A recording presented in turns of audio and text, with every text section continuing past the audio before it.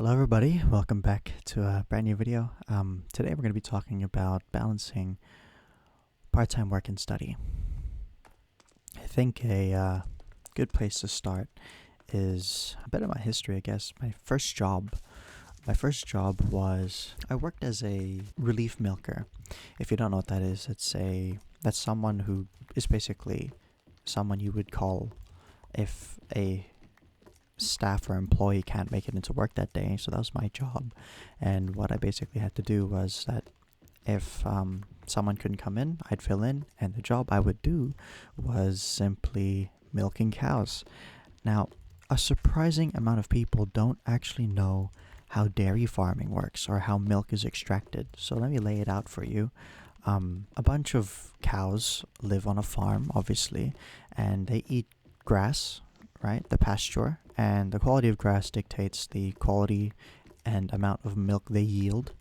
And every morning, usually, every farm is different, but most of the time, every morning, the cows are rounded up by a person using a ATV, or sorry, a four-wheeler, or it may be a motorbike, and they're rounded up and they're taken to the milking shed. And within the milking shed, there are two kinds. There is a herringbone, which is basically, you can think about it as one long line, like the shed is like a rectangle, and there's a walkway in the middle of the shed. Kind of looks like this, right? There's a walkway here, and on either side of the shed, there are what they call bales, which is singular slots that the cows can walk in the waiting. Throw that out, that the cows can walk in through the waiting area, and then get slotted into these little slots for them, and then inside here will be hanging the suction cups, and it's my job to take the suction cups and put them on the cow's udders, and then the air will take the milk out all the way through up some system and plumbing into a big vat, which is just a huge container tank. Yeah, that's basically what I did, and it would be twice a day, and there'd be two milkings usually in a day. Usually the way it would work, it would be 1 in the morning, and early mornings, by the way, like 4 a.m. wake up, like 3 a.m. wake up, could be there by 4, and yeah, and then you get lunchtime and the rest of the afternoon for myself. But since I was just a relief milker, my responsibilities was just milking cows, and that was fun. I did this during a high school, like early high school, and it was fun. I enjoyed it. It was hard, but I mean, that was like my first proper job, and I saved up for a really cool, like my first laptop. It wasn't a gaming laptop. It was some Asus VivoBook 15 thing. It was like super crappy. Like, it was perfect for school and stuff, but gaming, yeah, I could only play like some Roblox games, and that would be like, shit. That'd be like, I don't know if you ever heard of Blox Fruits, but that was one of the games that I played.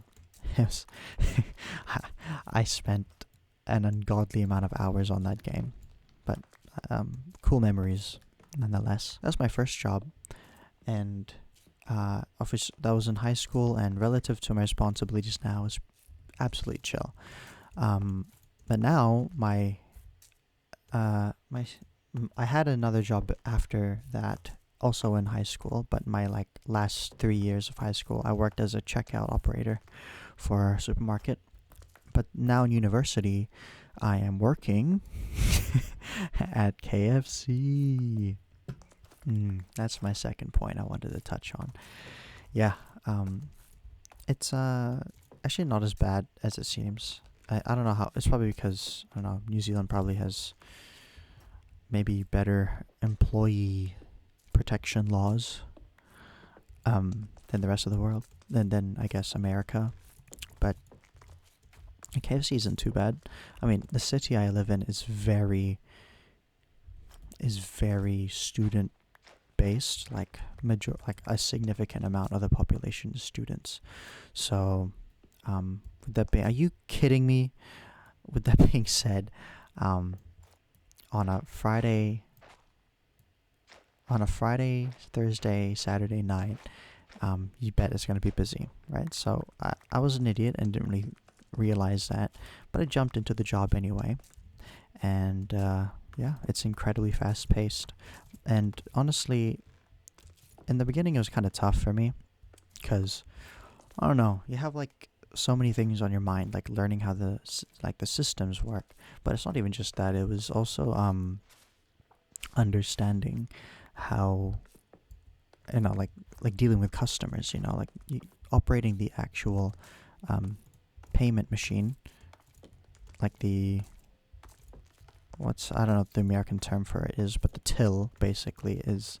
I mean, that's already a bit of a doozy, but when you start introducing customers into the mix, then things get a little bit more difficult because customers are always difficult. So yeah, it was a bit tough in the beginning, but now it's okay. It's not. It's not too hard. It wasn't. It's now not too difficult. A mindset that really helped me. This is my third point that I want to touch on. A mindset that really helped me. That was a bad voice crack. Is reminding yourself why you're at this job. I mean, like, yeah, like, oh yeah, I'm gonna. It helps to think I'm gonna get paid next week. That's great. Like, but sometimes you need to really dig a little deeper to get yourself psyched for work.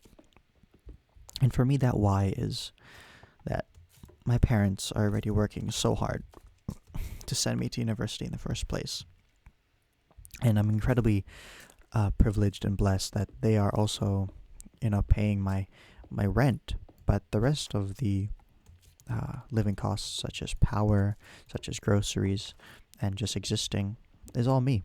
So obviously, my why is that I want to lessen the financial load that my parents have to deal with, well, and also lessen the worry that they may have that I'm, eating well and I'm okay. So by working, I can solve those issues. I think that's what I say to myself when I want to remind myself why I'm working the job that I am. Ooh. Anyways, where was I? My girlfriend called me briefly. That's what happened. The right mindset, sorry. Where was I? The right mindset. Right mindset when you feel like quitting your job. Because I feel like people don't talk about that enough. I feel like low-key, sometimes you just want to quit because the job just ain't for you anymore. And I think the right mindset is that I think my dad always said the same thing, and it's always that just remind yourself of reality. And the reality is that it's hard to find a job. And and and if you haven't given the job enough time and you're simply just wanting to quit because you want life to become comfortable again, then that's not a good enough reason. I think little mindsets or little changes in perspective like that really helps. I think actually a change in perspective with any sort of negative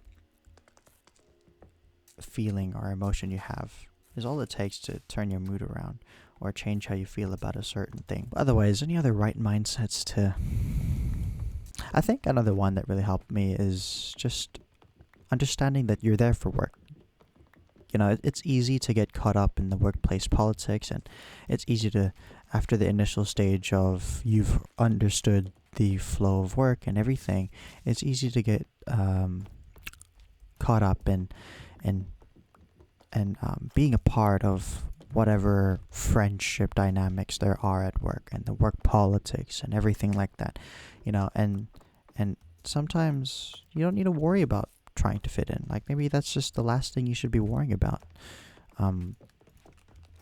Sometimes all you need to think about is that I'm here to earn money. I'm here to fund myself and my education or whatever it is. And that's it. That's all you need to remember. That's all you're there for. And I think that really helps sometimes. It grounds you, reminds you why you applied in the first place. And that's just simply to survive. It's gorgeous. My last and final point that I'd like to talk about is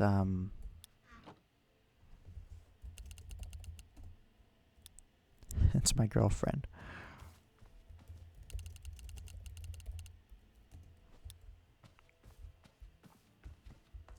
I wonder where is she?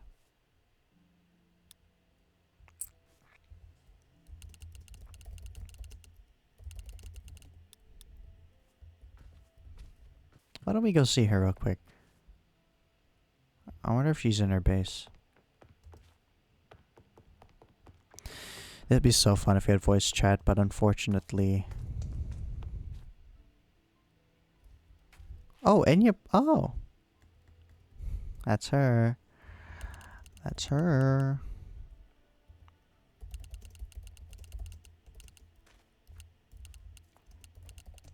Mine rail? Railway. I'm an idiot. Anyways, the last and final point that to the up. Okay. Is if you want to balance work and study, I think you need to be able to have a bit of mental thickness in terms of not letting yourself get affected by customers and other employees. Yeah, because sometimes employees can be the bane of your existence. Other times, what the hell was I doing? Oh, sleeping. Sometimes employees can be the bane of your existence, and sometimes customers can do the same thing. And just understanding how to, like I said, this kind of, I feel like, links back to my previous point, that is separation.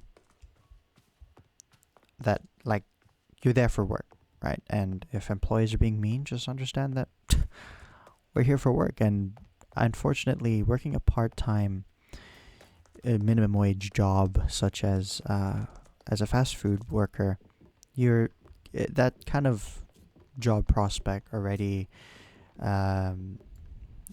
attracts a certain character. Unfortunately, that was cool. I did that just while falling. Shit, you mother. Damn, I lost my train of thought now because of that motherfucker. Yeah. Understanding that, yeah, you're there for work, and, don't get too hung up on them, because honestly, they're stupid. It's just a little hard, though, because I understand that, you work there, so you're gonna regularly run into those people often. Yeah. And in terms of customers, it's just a matter of just thinking to yourself that you don't know what kind of a day they've had beforehand. So just being a bit empathetic. It's a little hard, I know, especially if shift after shift, it's always the same story. But you just have to, because the customer doesn't know that. They don't know that, like, no one in their right mind is actively thinking, though in a perfect world that'd be great, but no one is actually sitting there and going, damn, going, this worker might be having a tough day, so maybe I should treat them kindly. Like, there are plenty of people that do think that way, but the majority don't. And so, because of that, you're going to be subject to some verbal abuse. Kind of sad, right? But that's just the reality of it. But yeah, I think that's all I have to say about balancing work and study. So I'll see you guys next time.